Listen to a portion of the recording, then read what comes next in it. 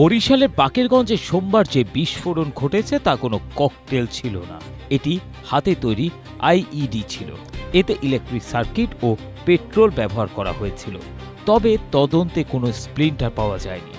বিস্ফোরণে আহত হওয়া বাকেরগঞ্জ উপজেলার দুধলমৌ গ্রামে তরুণী ইতি আক্তার জানিয়েছিলেন, সকালে তিনি দড়ির সঙ্গে বাঁধা 3টি লাল রঙের চিপসের প্যাকেট দেখতে পান। কৌতূহলবশত কাছে গিয়ে দেখেন দড়ির অন্য পাশে কাপড়ের শপিং ব্যাগ বাঁধা। এ সময় পা পিছলে পড়ে যান, সঙ্গে সঙ্গে বিকট শব্দে বিস্ফোরণ ঘটে, আর এতেই পরিবারের 3 জন আহত হন। নতুন বাজারের ব্যাগটা আমি দেখার জন্য সামনে যখন আগাই যেতেছি, বৃষ্টি কাদা, তখন ওই ইটের সাথে উষ্ঠে খাই দৌড়ের উপরে হাত পড়ছে, পরে ব্যাগের ভিতর দিয়ে আর কি যেন বাস্টই আগুন ধরে গেল।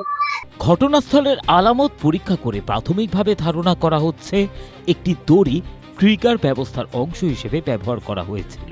জীবন অবাক না করলে কে করবে? 28% মিল্ক ফ্যাটের অবাক করার সাথে ফ্রেশ মিল্ক পাউডার। জীবন অবাক করুক প্রতিদিন। দড়ির এক প্রান্তে 3টি লাল চিপসের প্যাকেট আর অন্য প্রান্তে একটি শপিং ব্যাগ ছিল। এটি ছিল এক ধরনের বিস্ফোরণ ফাঁদ বা বুবি ট্র্যাপ, অর্থাৎ দেখতে নিরীহ বা আকর্ষণীয় কোনো বস্তুর সঙ্গে এমনভাবে বিস্ফোরক যুক্ত করা হয় যাতে সেটি স্পর্শ বা সরানোর চেষ্টা করলেই বিস্ফোরণ ঘটে। ধারণা করা হয় পথচারী বা বাড়ির সদস্যদের কৌতূহল সৃষ্টি করে সেটি নাড়াচাড়া করানোর উদ্দেশ্যেই এভাবে রাখা হয়েছিল। তদন্ত সংশ্লিষ্টদের বরাতে প্রথম আলো এক প্রতিবেদনে এইসব তথ্য জানিয়েছে। তদন্ত সংশ্লিষ্ট সূত্র আরও বলেছে, এটি কোনো নির্দিষ্ট ও সংগঠিত গোষ্ঠীর কাজ কিনা সেটি এখনো নিশ্চিত করে বলা যাচ্ছে না। এর পেছনে বিস্ফোরক বিষয়ে জ্ঞান থাকা কোনো ব্যক্তি বা সংঘবদ্ধ চক্রের সম্পৃক্ততা আছে কিনা তা খতিয়ে দেখা হচ্ছে।